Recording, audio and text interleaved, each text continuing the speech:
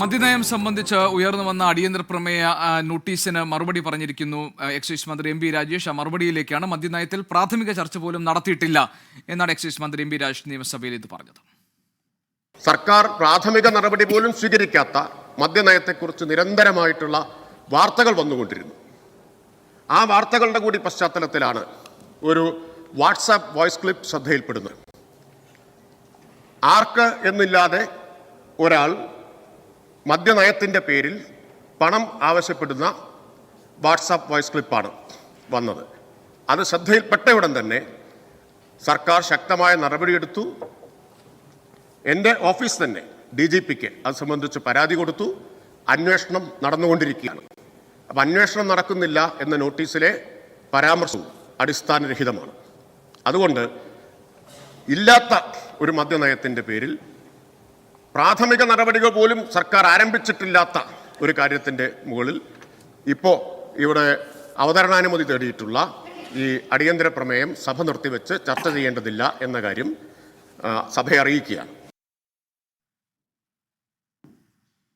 ശരി, സഭയിൽ M P Rajesh സംസാരിക്കുന്നു. അതിലേക്ക് വീണ്ടും. വകുപ്പാണ് എക്സൈസ് മന്ത്രി സ്റ്റേക്ക് ഹോൾഡേഴ്സുമായി നടത്തുന്ന ചർച്ചയിലൂടെയാണ്. ആ ചർച്ച അതിൻ്റെ തീയതി പോലും ആലോചിച്ചിട്ടില്ലാത്ത കാലത്താണ് ഇത്തരം വാർത്തകൾ വന്നുകൊണ്ടിരുന്നത്. ആ വാർത്തകളെ തുടർന്നാണ് ഇത്തരം ഒരു വോയിസ് ക്ലിപ്പും വന്നിട്ടുള്ളത്. ഇതിൽ ഇപ്പം അടുത്ത ദിവസമാണ് തീയതി നിശ്ചയിച്ചത്. ജൂൺ 12, 13 തീയതികളിൽ ആദ്യ ഘട്ടം പുതിയ മദ്യനയം ആവിഷ്കരിക്കുന്നതിൻ്റെ ആദ്യത്തെ ചുവടുവെപ്പ് സ്റ്റേക്ക് ഹോൾഡേഴ്സുമായിട്ടുള്ള ചർച്ച നടക്കാനിരിക്കുന്നതേ ഉള്ളൂ. അതുകൊണ്ടാണ് ഞാൻ പറഞ്ഞത് ജനിക്കാത്ത കുഞ്ഞിൻ്റെ ജാതകം ചമയ്ക്കുകയാണ് എന്ന്. ഞാൻ ആ കാര്യങ്ങൾ നേരത്തെ പറഞ്ഞതുകൊണ്ട് ആവർത്തിക്കുന്നില്ല. ടൂറിസം ഡയറക്ടറുടെ യോഗത്തെക്കുറിച്ചും ചീഫ് സെക്രട്ടറിയുടെ യോഗത്തെക്കുറിച്ചൊക്കെ പറഞ്ഞു. ചീഫ് സെക്രട്ടറിയുടെ പത്രക്കുറിപ്പ് കൂടെ വായിച്ചു. എന്താണതിൽ പറഞ്ഞത്?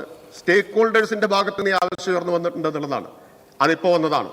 എത്രയോ കാലമായിട്ട് ഉന്നയിക്കപ്പെട്ടുകൊണ്ടിരിക്കുന്നതല്ലേ. എത്രയോ കാലമായിട്ട് ഉന്നയിക്കപ്പെട്ടുകൊണ്ടിരിക്കുന്നതാണ് സ്റ്റേക്ക് ഹോൾഡേഴ്സിൻ്റെ ഭാഗത്തു നിന്നുള്ള ഈ ആവശ്യങ്ങൾ.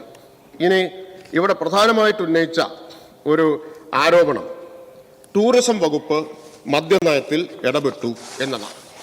ഞാനതിൻ്റെ അധിക്ഷേപം, പരിഹാസം തുടങ്ങിയ കാര്യങ്ങളിലേക്കൊന്നും പോകുന്നില്ല. വസ്തുതകളിലേക്ക് മാത്രം വരാം.